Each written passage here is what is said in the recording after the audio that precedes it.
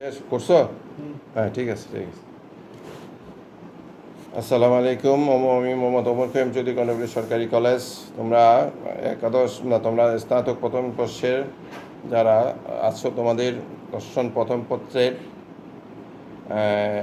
আমি আজকে তোমাদের একটি ক্লাস করাবো। সেটা হলো অতি সংক্ষিপ্ত প্রশ্নাবলী। তোমরা জানো তোমাদের বোর্ড পরীক্ষায় তিনটি গ্রুপে বিভাগে তোমাদের প্রশ্নাবলী থাকে। প্রথমটি হলো পার্ট এ, অতি সংক্ষিপ্ত প্রশ্নাবলী, পরেরটা সংক্ষিপ্ত প্রশ্নাবলী, এবং তৃতীয় বিভাগটা হলো ব্রড কোয়েশ্চান, রচনামূলক। তাহলে আমরা খ এবং গ যে বিভাগ, খ গ বিভাগ, এই প্রশ্নগুলো আমরা তোমাদের সাজেশন ভিত্তিক তোমাদেরকে পড়াই। সাজেশন ভিত্তিক প্রশ্ন পড়ালেও দিয়ে দিলে তোমরা মোটামুটি ওখান থেকে তোমাদের কোয়েশ্চেন মোটামুটি কমন পড়ে যায়। কিন্তু অতি সংক্ষিপ্ত যে কোয়েশ্চেনগুলি এক কথা উত্তর, সেখানে 12টা প্রশ্ন দেওয়া থাকবে, সেখান থেকে 10টা প্রশ্নের উত্তর করতে হবে। প্রতিটি প্রশ্নের মান 1।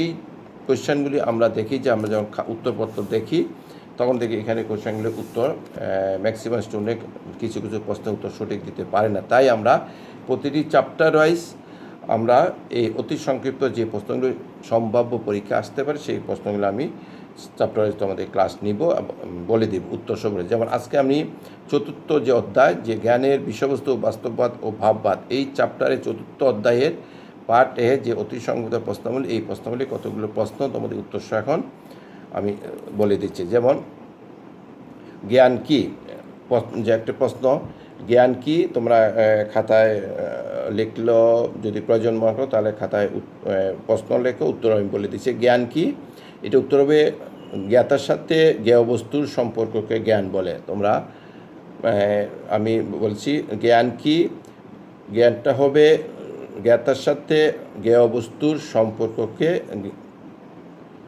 জ্ঞান বলে। তারপরে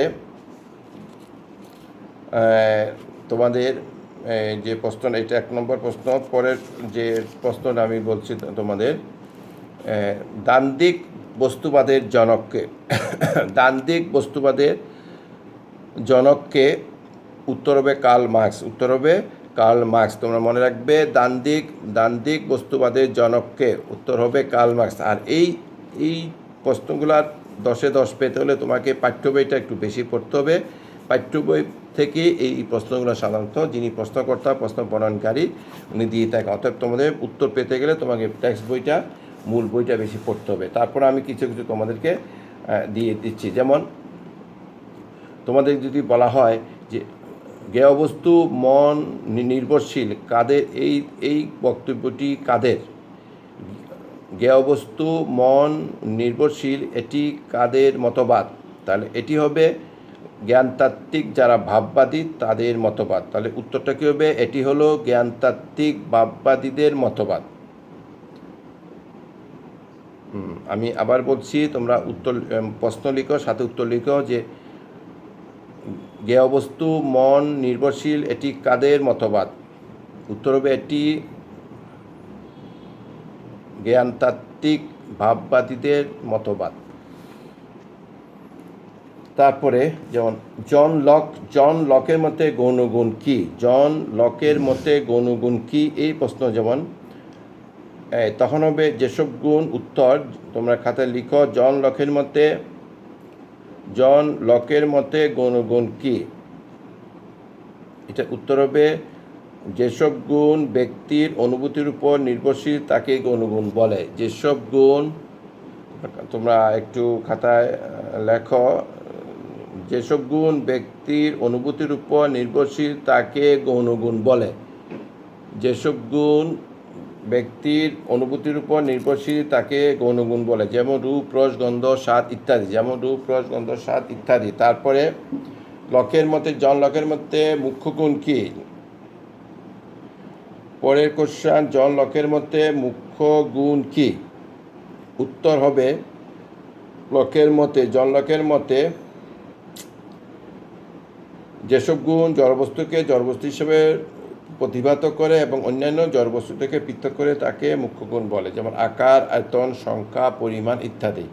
তাহলে কি বললাম? অর্থাৎ যেসব গুণ, এক সহজ কথা যদি আমরা বইয়ের ভাষায় না বলে আমাদের নিজের ভাষায় বলি, তাহলে হবে যেসব গুণ এক বস্তু থেকে অন্য বস্তুকে সহজে পৃথক করতে পারে তাকেই আমরা বলবো মুখ্য গুণ। যেমন আকার, আয়তন, সংখ্যা, পরিমাণ ইত্যাদি। আমরা এটা অবশ্যই জানি যে এক বস্তুর এই বস্তুর সাথে ওই বস্তুর আকার, আয়তন, সীমা, পরিসীমা, সংখ্যা, পরিমাণ কখনো এক বা সাদৃশ্য বা মিল হবে না। এটি হলো মুখ্য গুণ। তারপরে যদি তোমাদেরকে বলা হয় গুণ বলতে আমরা কি বুঝি, জন লকের মতে গুণটা কি? জন লকের মতে গুণটা হবে বস্তুর এমন একটি শক্তি যা আমাদের মনে বস্তু সম্পর্কে ধারণা, চিন্তা, কল্পনা, ভাবনা সৃষ্টি করতে সক্ষম। তাহলে আমরা কি বললাম যে জন লকের মতে গুণ কি? আমরা গুণ কি বলে তখন আমাদের উত্তরটা আমরা লিখব যে জন লক বলেছেন বা জন লকের মতো আমরা বলতে পারি গুণটা হলো বস্তুর এমন একটি শক্তি যা আমাদের মনে বস্তু সম্পর্কে একটি ধারণা, চিন্তা, চেতনা, কল্পনা, ভাবনা সৃষ্টি করতে সক্ষম। তারপরে যে ভাববাদের যে মূল বক্তব্য এটি কি? তোমাদের ভাববাদের যে বক্তব্য মূল কথা সেটি কি যদি বলা হয় তখন তোমরা বলবে যে ভাববাদের মূল কথা হলো বস্তু মন বা চেতনার উপর নির্ভরশীল, যা বাহ্যবস্তুর কোনো মন নিরপেক্ষ কোনো অস্তিত্ব নেই। বাহ্যবস্তুর কোনো মন নিরপেক্ষ অস্তিত্ব নেই। Most important question. আমি তোমাদের কতগুলো কোশ্চান বলছি যেগুলি তোমাদের যে ভাববাদের মূল বক্তব্য কী, তারপরে যেটি বললাম গেহবস্তু মন নির্ভরশীল, this is most important question. গেহবস্তু মন নির্ভরশীল এটি কাদের মতবাদ? এটা প্রায় পরীক্ষায় আমাদের থাকে। জন লকের মধ্যে মুখ্য গুণ কী? জন লকের মধ্যে গৌণগুণ কী? তারপরে বার্কলির মতে কোনো কিছুর অস্তিত্ব কৃষির উপর নির্ভরশীল। আমি আবার বলছি, প্রশ্নটা একটু বলছি, তোমরা শোনো। বার্কলির মতে কোনো কিছুর অস্তিত্ব কিসের উপর নির্ভরশীল? উত্তর হবে প্রত্যক্ষণের উপর। উত্তর হবে প্রত্যক্ষণের উপর।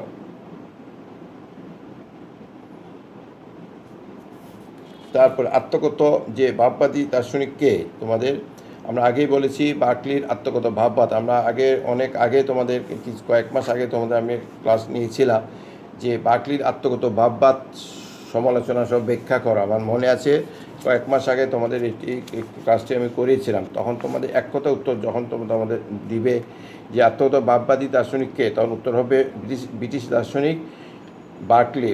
ব্রিটিশ দার্শনিক বার্কলি। এখন তোমাকে বললো যে আত্মগত ভাববাদ কী, এই প্রশ্নটা যখন দিবে যে আত্মগত ভাববাদ কী, মোস্ট ইম্পর্ট্যান্ট, এটা কি, তখন এটা উত্তরটা তোমরা কি বলবে, কি লিখবে? তখন লিখতে হবে যে জ্ঞানতাত্ত্বিক মতাদর্শে একমাত্র মন বা আত্মারই প্রকৃত সত্তা আছে, বাহ্য বস্তুর কোনো প্রকৃত সত্তা নেই, তাকে বলা আত্মগত ভাববাদ। অর্থাৎ বাহ্য বস্তু মানে বাহিরের যে বস্তু এটি মনের ধারণা বিশেষ তাকে অর্থাৎ বাইরেরটাকে বাইরে কোনো বস্তুকে আমি দেখলাম, প্রত্যক্ষ করলাম, সেটি আমার মনের ভিতরে একটি ধারণা জন্ম দিবে, সৃষ্টি করতে সক্ষম। অর্থাৎ এটি আমার মন আত্মারও একটা প্রকৃত সত্তা। অর্থাৎ আমি মন দিয়ে বাইরের জিনিসটাকে দেখলাম, প্রত্যক্ষ করলাম, এটি হলো আত্মগত ভাববাদ। প্রত্যেক ব্যক্তিরই একটি আত্মগত ভাববাদ আছে। প্রত্যেক ব্যক্তির একটি নিজস্ব চিন্তা চেতনা আছে, মন বা প্রকৃত সত্তা আছে। এই মন বা প্রকৃত সত্তা দ্বারা সে পৃথিবীর সব বাহ্য বস্তুরই নিরীক্ষণ করে, প্রত্যক্ষণ করে এবং যার মাধ্যমে সে মনের ভিতরে একটি ধারণার জন্ম দেয় বা জন্মের সৃষ্টি করতে সক্ষম। এটাকে আমরা সাধারণত বলে থাকি আত্মগত ভাববাদ। তাহলে আমরা যে দেখলাম যে আত্মগত ভাববাদটা কী। তারপরে যেমন আমরা দেখতে পারি মন নির্ভর কোনো বস্তুর অস্তিত্ব স্বীকার করাকে কি বলা হয়?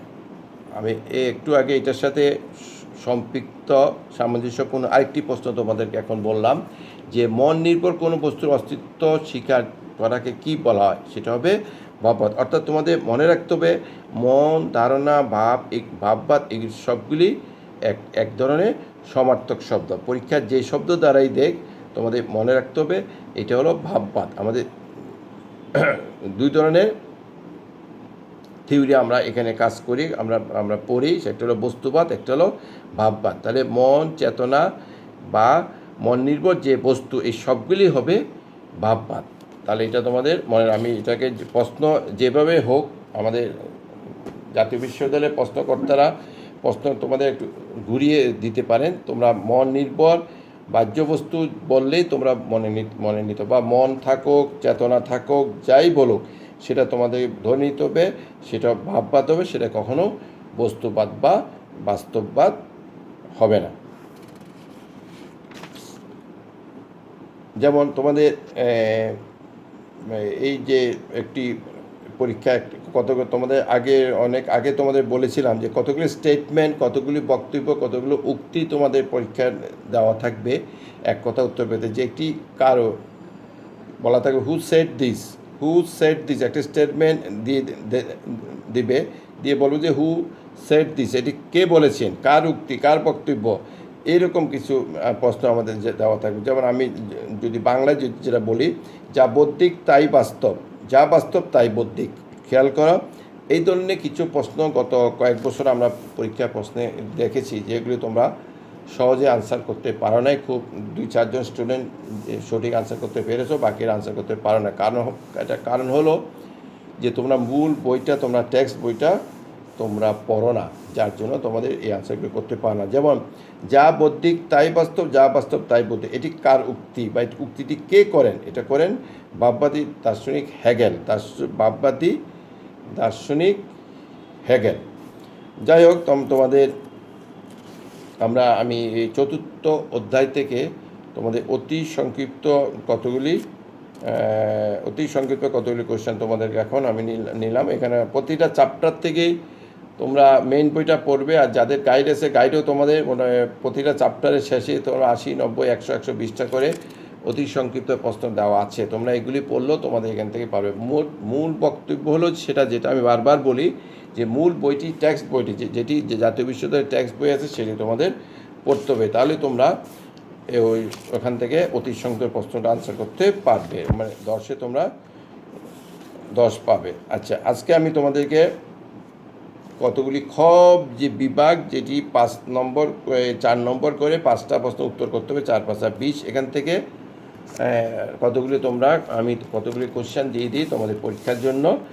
তোমরা এই কোশ্চেনগুলি শিখবে, নোট করবে। যদি প্রয়োজন বোধ করো আমাকে ফোন করবে, আমি ফোনে তোমাদেরকে বলে দেবো কোন চ্যাপ্টারে কোন অংশে এটা উত্তর পাওয়া যাবে। আর যদি বেশি প্রয়োজন, আমি ফোনে তোমাদের উত্তর বলে দেবো। একটা হলো ভাববাদ ও বাস্তববাদ কী। তোমরা প্রশ্নগুলি খাতায় লেখো দেখি কষ্ট করে, যে ভাববাদ ও বাস্তববাদ কী। ভাববাদ 1 নম্বর, ভাববাদ ও বাস্তববাদ কী।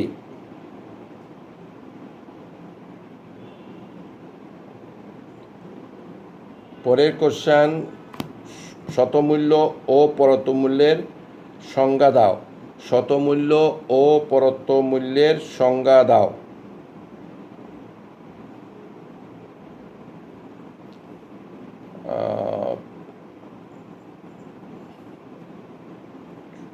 পরের কোশ্চেন, জন লকের অভিজ্ঞতাবাদী বক্তব্য বিচার বিশ্লেষণ কর। আমি আবার বলছি, জন লকের অভিজ্ঞতাবাদী বক্তব্য বিচার বিশ্লেষণ কর।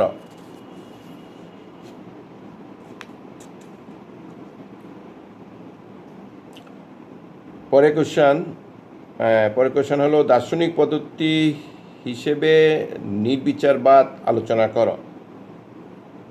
আমি আবার বলছি, দার্শনিক পদ্ধতি হিসেবে নির্বিচারবাদ আলোচনা করো।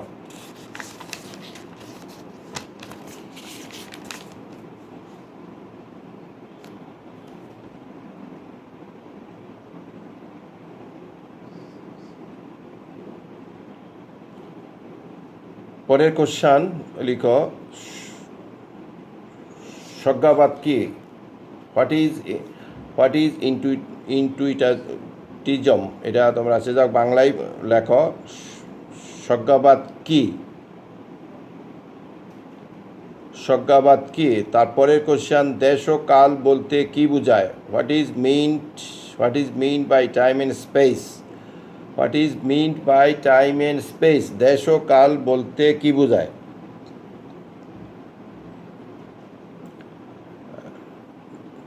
কি বললাম? পরের কোশ্চেন কি বললাম? দেশ ও কাল বলতে কি বোঝায়?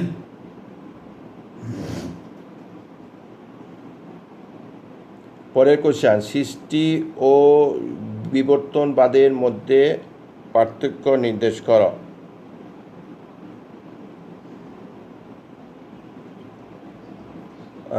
কি বললাম? পরের কোশ্চেন যে সৃষ্টি ও বিবর্তনবাদের মধ্যে পার্থক্য নির্দেশ করো।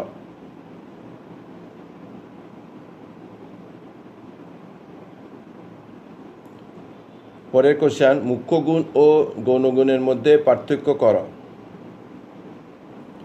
পরের কোশ্চেন, মুখ্য গুণ ও গৌণ গুণের মধ্যে পার্থক্য করো।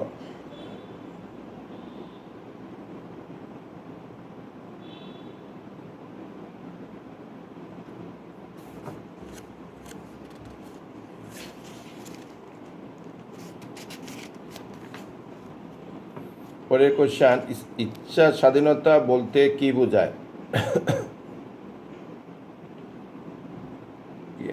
ইচ্ছার স্বাধীনতা বলতে কি বোঝায়?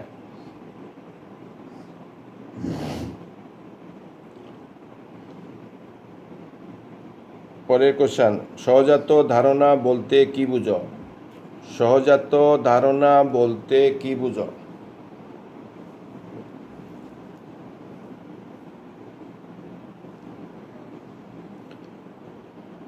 হ্যাঁ, পরের কোশ্চেন, ইমানুয়েল কান্ট কিভাবে বুদ্ধিবাদ ও অভিজ্ঞতাবাদের মধ্যে সমন্বয় সাধন করেন?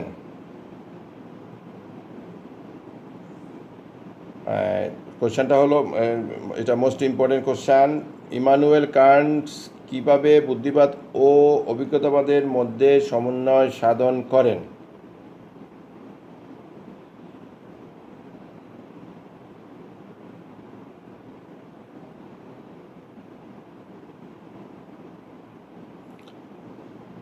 পরের কোশ্চেন, সংক্ষেপে একত্ববাদ আলোচনা করো। সংক্ষেপে একত্ববাদ আলোচনা করো।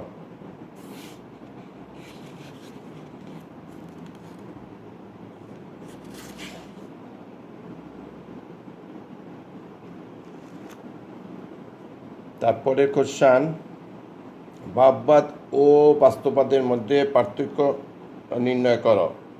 পরের কোশ্চেন হলো,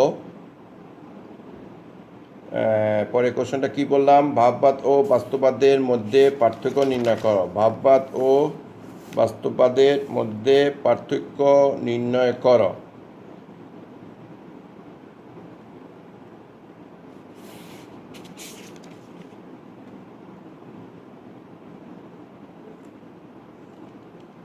তো এই আমি কতগুলি কোশ্চেন তোমাদেরকে এই কোশ্চেনগুলো দিয়ে দিলাম। তোমাদের এই কোশ্চেনগুলোর থেকে মোটামুটি কিছু কোশ্চেন তোমাদের পরীক্ষায় ফাইনাল পরীক্ষা পাবে। মোটামুটি তোমরা এই কোশ্চেনগুলি বাসা পড়বে, নোট করবে, নোট করে ফেলবে, খাতায় নোট করে সেগুলি অলরেডি শিখবে। আর কোনো কোশ্চেন সম্পর্কে কোনো কনফিউশন যদি অ্যারাইজ করে সেটা আমাকে বলবে, আমি তোমাদের ফোনে বলে দিব কোন চ্যাপ্টারে কোন অংশে এটা উত্তর পাবে। তো আশা করি তোমাদের সমস্যা হবে না। আমরা যখন কলেজ খুলবে তখন আমরা অফলাইনে তোমাদের বাকি যে সমস্যাগুলো থাকবে সেগুলো আমরা মোটামুটি ক্লাসে সেগুলো শেষ করে দেব। যেহেতু আমরা এখন অনলাইনে ক্লাস করছি, এখানে আমাদের এর বেশি আমাদের কিছু বলা নেই। তোমরা ডিগ্রি স্টুডেন্ট, তোমাদের মোটামুটি বেসিক যে জিনিসগুলো তোমাদের জানা দরকার এগুলি তোমাদের আমরা দিয়ে দিচ্ছি। আমার মনে হয় মোটামুটি রাষ্ট্রবিজ্ঞান, সমাজবিজ্ঞান প্রত্যেকটা চ্যাপ্টার সাবজেক্টে স্যাররা তোমাদের চ্যাপ্টার ওয়াইজ প্রশ্ন শেষ করবেন এবং প্রতিটা চ্যাপ্টারের শেষে তোমাদের কোয়েশ্চেনগুলো দিয়ে দেবেন যাতে তোমাদের এটা নোট করতে পারো, শিখতে পারো। আর আমি তোমাদেরকে ব্যক্তিগতভাবে আমি বলেছি যে চ্যাপ্টার শেষ করি, যেমন আজকে যে চ্যাপ্টারটা অধ্যায় 4 চ্যাপ্টারটা তোমাদের শেষ পড়ালাম যে বুদ্ধিবাদ কী, তো বুদ্ধিবাদের কতগুলো অতি সংক্ষিপ্ত প্রশ্ন তোমাদেরকে দিয়ে দিলাম এবং সংক্ষিপ্ত কতগুলো প্রশ্ন দিয়ে দিলাম, যাতে আর অতি সংক্ষিপ্ত প্রশ্ন তোমাদের উত্তর সহ আমি বলে দিয়ে দিলাম, আর সংক্ষিপ্ত প্রশ্নগুলো সাজেশান দিয়ে দিলাম। তোমরা এগুলো বাসায় নোট করবে, শিখবে।